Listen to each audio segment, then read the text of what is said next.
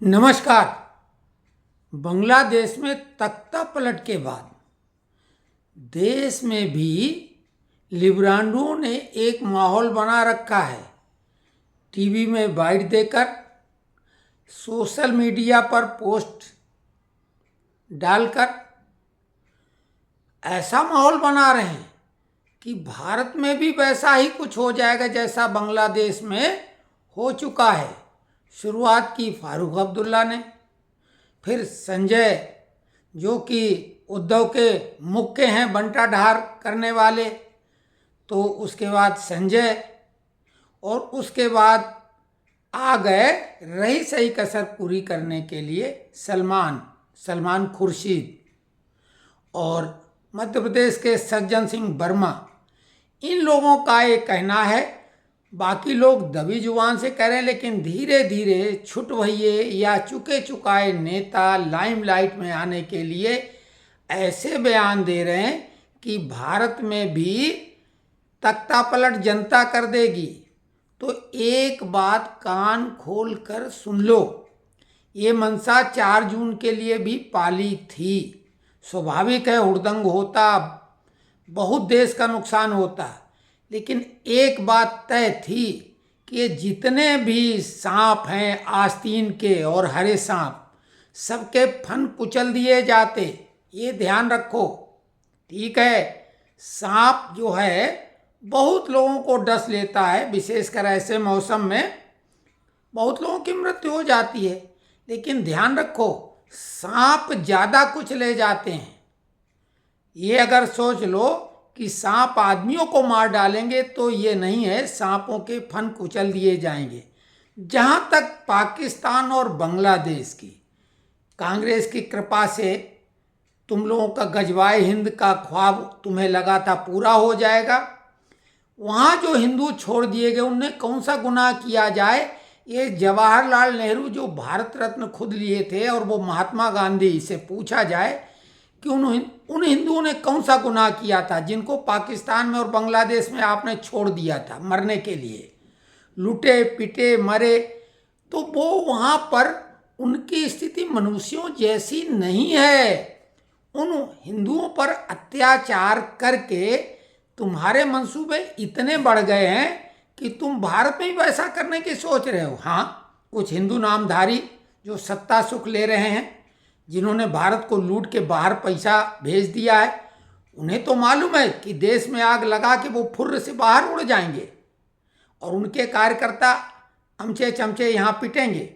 तो दिक्कत मुसलमानों से ज़्यादा हिंदुओं की है, और मुसलमानों में भी मुट्ठी भर लोग, जिनकी संख्या 5% से ज़्यादा नहीं होगी, वही ये चाहते हैं।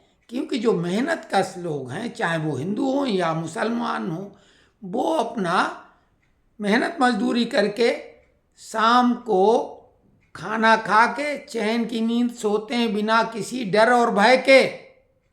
लेकिन जो जराइम पेशा लोग हैं, जो आपराधिक प्रवृत्ति के लोग हैं, जो हरामखोर प्रवृत्ति के लोग हैं, जो मेहनत मशक्कत नहीं करना चाहते हैं, वही चोरी चपारी लूट पाट और ये समाज के विरोधी गतिविधियां और देशद्रोह तक की गतिविधियों में लग जाते हैं। कहने को है नेता, लेकिन जिनके पास नई साइकिल खरीदने की औकात नहीं थी, वो चार्टर्ड प्लेन पर चलते हैं। वो तो हवाई अड्डा उन्होंने बनवा भी रखा था अपने क्षेत्रों में। तो वो तो आज इस स्थिति में कि हवाई जहाज एक नहीं कई खरीद सकते हैं। तो ये पैसा कहाँ से आ गया? इस देश को ही लूट के आया ना। और भ्रष्टाचार इस हद तक रक्त बीज जैसा बन गया है कि मोदी क्या क्या करें। मोदी योगी उस भ्रष्टाचार रक्त बीज का जो दानव है वो तांडव कर रहा है, उसके सामने वो लोग भी कुछ नहीं कर पा रहे हैं। निश्चित तौर से उसकी शक्तियां कम हुई, लेकिन भ्रष्टाचार तो नहीं खत्म हो पा रहा। और ये जो लालच फ्री वाला भरा गया है, तो लालच में आदमी को कुछ नहीं अपने स्वार्थ के अलावा दिखाई देता है। लेकिन हम ये जो मंसूबा पाले बैठे हैं उनको बता दें कि आपने इससे पहले भी तो बहुत कोशिशें की। 47 में ठीक है, उस समय महात्मा गांधी ढाल बनकर सामने आ गए थे, लेकिन जो इस समय गद्दी पर बैठा है उसी के कार्यकाल में 2002 में गुजरात में गोधरा जैसा बीभत्स कांड किया। दुनिया में शायद ऐसा कहीं नहीं हुआ होगा, जहां 2 बोगियों के जो सनातनी थे, जो हिंदू थे, राम भक्त थे, उनको जिंदा जला डाला। इससे निर्मम तो उसको आप जो जलियांवाला बाग की घटना के मुकाबले में भी ये ज़्यादा है। जलियांवाला बाग में तो गोली मारी गई, ये तो कई जगह ऐसा होता है, लेकिन ट्रेन में जिंदा जला देना, हाँ ट्रेन में आग लग जाए, आदमी जल जाए, वो तो एक दुर्घटना होती, लेकिन ऐसी हत्या करना, ये इन जो हैं जिहादियों के दिमाग में वो बातें बैठी थी। लेकिन उसके बाद में शांत हिंदुओं को क्या फिर उन्होंने किया, क्या हासिल किया? रहम रहम करके और फिर मोदी को कसाई बोलने लगे थे, जबकि मोदी ने तत्काल पुलिस और आर्मी को भी बुलाया और उसमें हिंदू भी मारे गए पुलिस की गोली। ऐसा इकलौता दंगा है जहां पर हिंदू मारे गए थे। और दिल्ली में जब सिखों का संहार हुआ था, क्या कोई एक भी व्यक्ति पुलिस की गोली से मरा था? लेकिन सोए शेरों को मत जगाओ, तुम लोग गीदड़ हो, ज़्यादा से ज़्यादा भेड़िया समझ बैठे हो अपने को, लेकिन कुत्ते जैसे भौंकते हो। हमारा ये जो देश है भारत, इसका नाम दुष्यंत के बेटे, दुष्यंत और शकुंतला के बेटे भरत के नाम से पड़ा है भारत। और तुमने उसका चित्र नहीं देखा तो सरस्वती शिशु मंदिर के आसपास चले जाना, जो शेर के दांत जबड़ा खोल के गिन रहा है वो है भारत, वही है भरत, दुष्यंत और शकुंतला का पुत्र। तो इस देश के लोगों में वो क्षमता है कि शेर का जबड़ा खोल के उसके दांत गिन सकते हैं।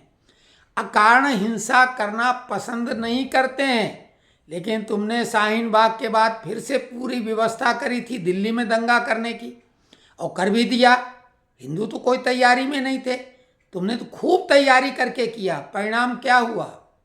और फिर एक बात ध्यान दो कि हमारे जय जवान और जय किसान दोनों इतने ताकतवर हैं कि यहाँ पर ये सपोलों को कभी भी अपने बूट से कुचल देंगे। तो ये ध्यान रखना। हाँ, एक बात निश्चित चिंताजनक है, यहाँ जयचंदों की भरमार है, और ये जो हरे सांप हैं इनकी संख्या बहुत तेजी से बढ़ रही है। और अभी जो बांग्लादेश में हिंदू हैं, देश में जो कानून बना लिया गया है 14 के बजाय उसको 24 तक ले जाया जाए, और उनको जो 1.25 करोड़ 1.5 करोड़ हिंदू हैं यहाँ लाया जाए, और एनआरसी मजबूती से लागू करके रोहिंग्या और बांग्लादेशियों को यहाँ खदेड़ दिया जाए, उनको यहाँ से उठा के फेंक दिया जाए। और जो शत्रु संपत्ति है, जो पाकिस्तान चले गए यहाँ के लोग, वो शत्रु संपत्ति उन हिंदुओं को दी जाए। और साथ में जो वक्फ कमेटी के नाम पर गुंडई करके कब्जा कर ली जमीनें, वो उन लोगों को दी जाए। और यहाँ जो बांग्लादेशी और रोहिंग्या है उनको चिन्हित करके उनको बेदर्दी के साथ, बिल्कुल कोई रियायत नहीं, रहम नहीं, जब तक ये नहीं किया जाएगा इस देश में नाटक होता रहेगा। एक बात और, ममता बनर्जी जब आरक्षण वाला आंदोलन वहाँ चल रहा था, तब वो जब वहाँ पर हसीना विराजमान थी उस कुर्सी पर, तो उन्होंने आमंत्रित कर दिया था कि वहाँ के प्रताड़ित लोगों के लिए हमारे लिए है जगह, आ जाएं। लेकिन जब ये मामला पलट गया, अब प्रताड़ित वहाँ हिंदू हैं, तब ममता की जवान सिल गई। तो ये ध्यान दो इन लोगों की बातें। और कोई भी व्यक्ति वहाँ के दंगाइयों की आलोचना करना बिल्कुल नहीं। जितने भी इस्लामिक मुल्क हैं, डेमोक्रेटिक के नाम पे, प्रजातंत्र के नाम पे इकलौता बांग्लादेश था सेक्युलर देश, और उसकी जीडीपी एक टाइम में भारत से भी बेहतर हो गई थी। अभी भी उसकी जीडीपी, भारत और बांग्लादेश ही 2 देश दुनिया में कोरोना काल के बाद भी लगातार प्रगति के राह पे अग्रसर थे। ये हसीना और मोदी का पैक्ट था पाकिस्तान के साथ। अब बांग्लादेश के लोग भी कटोरा हाथ में लेके घूमेंगे, इसमें कोई शक शुबा नहीं है। जहाँ तक बॉर्डर से कुछ घुसेंगे, निश्चित तौर से इस सरकार को कोई रियायत किए बिना बिल्कुल एक कठोर शासक की भूमिका में आके रोहिंग्याओं और बांग्लादेशियों को इस देश से खदेड़ा जाए। सुप्रीम कोर्ट अगर कुछ करे, देश में उथल पुथल हो, तो अब मौका है कि आपातकाल लगाया जाए। आपातकाल, इमरजेंसी, और जितने देश के दुश्मन हैं, समाज के शत्रु हैं, सबके फन कुचल दिए जाएं और देश के बाहर खदेड़ दिया जाए। नहीं तो 47 की जो बात है, 2047 की, तो 1947 वाला पार्ट 2 होगा। और उस समय तो 30 लाख लोग मारे गए थे, इसमें संख्या करोड़ों में होगी। तो सरकार से उम्मीद करते हैं इस वीडियो को अधिकतम शेयर करें और ये बात पहुंचाएं और आत्मरक्षा के अपने अपने उपाय ढूंढो, बैंक बैलेंस और प्रॉपर्टी बढ़ाने के बजाय। नहीं तो जब तुम ही नहीं रहोगे, और देख रहे हो कैसे जिंदा जला देते हैं पेट्रोल डाल के, मकान के अंदर अगर मजबूत दरवाजा है, नहीं तोड़ पाए तो अंदर पेट्रोल फेंक के जिंदा। बांग्लादेश में क्या हो रहा है? तो ये तो चेतावनी भी है दोनों लोगों के लिए।